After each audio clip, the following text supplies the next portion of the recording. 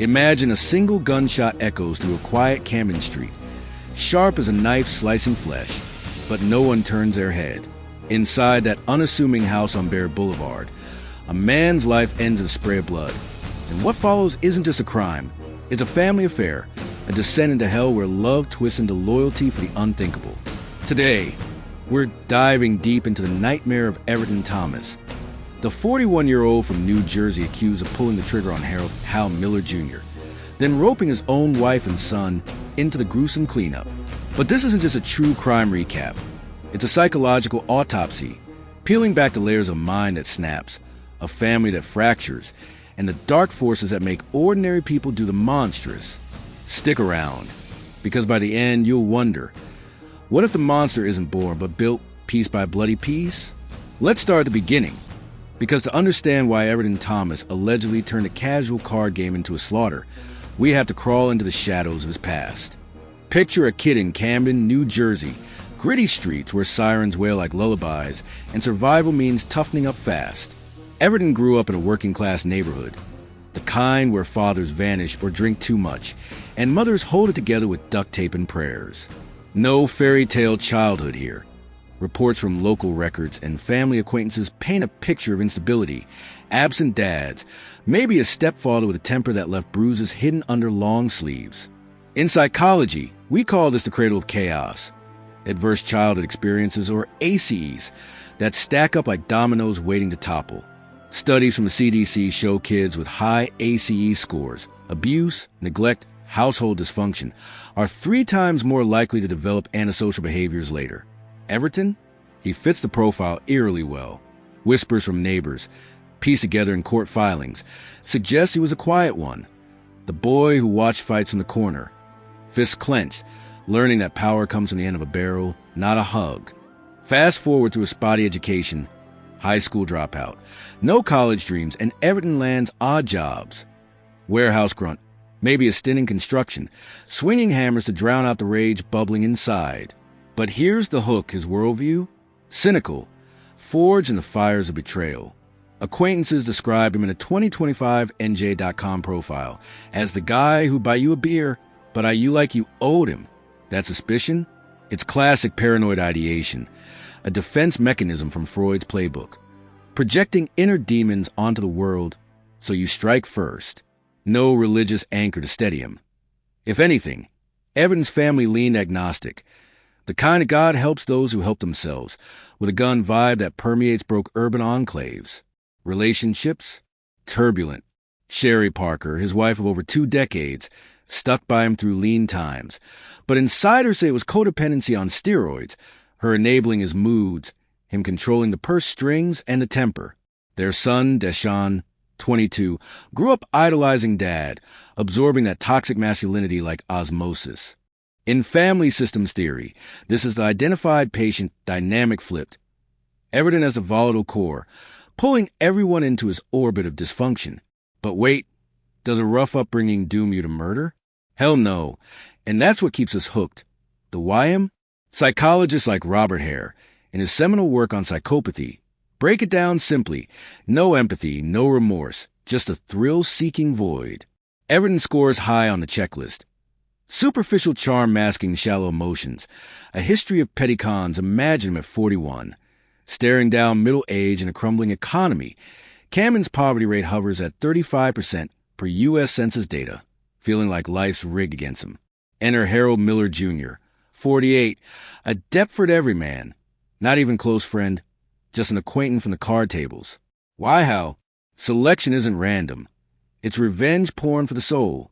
In victimology, we see killers pick targets that mirror their insecurities. How older, maybe flashy with his car, represented the haves Everton resented. A 2018 study in the Journal of Interpersonal Violence on Offender-Victim Dynamics notes how acquaintance murders spike when a killer feels one-upped, that prick of envy igniting like dry tinder. Now lean in close, because here's where the horror sharpens its teeth. June 12th, 2025, around 11:30 a.m. surveillance footage from a Camden County prosecutor's office captures how pulling up to 2600 Bear Boulevard in his Chevy, engine humming soft against the summer heat. He steps out, casual in jeans and a faded tee, knocks. Maybe laughs about the night's poker losses. Everton opens the door. All smiles, ushers him in. The camera lingers on the empty porch. Seconds tick by. Then bang. A single gunshot cracks the air, muffled through walls but caught clear on the feed, like thunder in a tin can. Inside, chaos erupts. Hal crumples, blood pooling hot and sticky on the linoleum, metallic tang filling the room. His final gasp a wet rattle that echoes in Everton's skull. Why the gun? Impulsivity, pure and primal. Forensic psyche eval basics. Firearms are the coward's climax, instant dominance without the mess of hands-on struggle. Everton, with his likely antisocial personality disorder, characterized by deceit, irritability, disregard for others, didn't plan this far ahead. It was a flash of rage, perhaps over a debt, a slight, or just the weight of 41 unlived years crashing down. But the real gut punch? What happens next? Everton doesn't panic alone. He shakes awake Deshawn, groggy from a late shift, and barks orders. Help me chop it up. A witness in the house, a relative. Perpatch media reports. Overheard the basement door locked for 3 days. The whine of a chainsaw buzzing like a swarm of angry hornets, slicing through bone and sinew.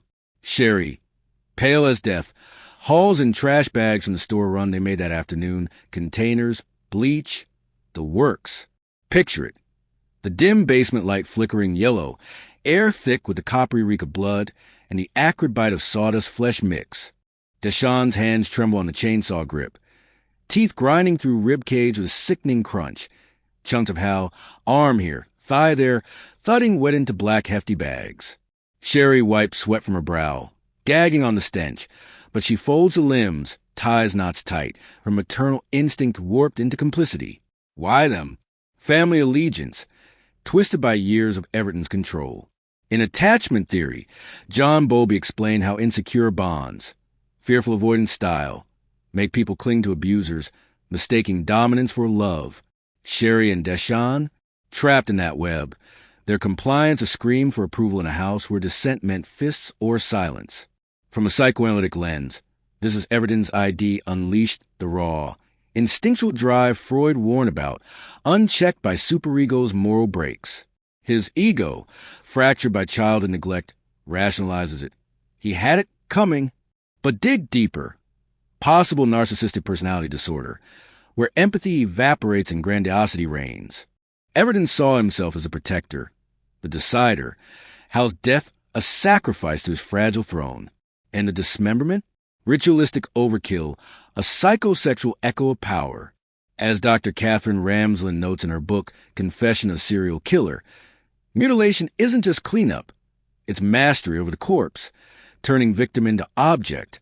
The family trips to Tamarack Apartments dumpsters, Everton and Deshawn heaving bags into the maw of rusted bins under cover of night, the thud of meat hitting metal, distant dogs barking like they smell the sin. That's the cooling-off phase, but laced with terror. One bag splits, a finger rolls out under streetlight glow. They freeze, hearts pounding, then scoop and run. Sensory overload. The squelch of plastic on pavement, the phantom itch of blood, under nails no matter how hard you scrub. Hey, before we peel back more layers, hit that subscribe button right now. It's free, and it means you'll never miss these deep dives into the human abyss. Your support keeps the lights on for stories that make you question everything. And like this video, if Hal's story's got your stomach turning already, we're just getting to the psychology that explains why a dad turns his kid into a butcher. But was the motive money? Drugs? Or something darker, like a hallucinatory command from a mind unraveling under untreated paranoia? Court docs from the prosecutor's office hint at no clear trigger, just acquaintanceship soured by Camden's underbelly stresses. Psychologically, this screams displaced aggression. Everton's schema, deep-seated beliefs from childhood, precognitive therapy lingo, of the world as hostile enemy, channeled into Hal as proxy. Compared to your own life, ever snap at a co-worker after a fight with your spouse? Multiply that by 1,000, arm it with a Glock, and you've got murder. Studies on familial involvement in crime, like those in the Journal of Family Psychology, show how enmeshed families normalize deviance. Sherrie's compliance? Learn helplessness. where repeated exposure to Everton's volatility erodes resistance, turning her into an accomplice who whispers, "We have to stick together."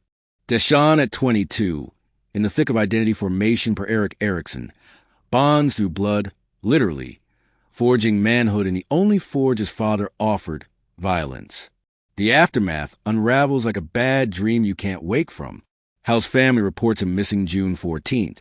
His empty car ditched in Pennsauken like discarded trash. Cops sniff around. Everton plays cool, but on June 20th, they raid the house. Bloodstains everywhere, walls, floor, even the fridge handle, later DNA matched to Hal, per forensic reports.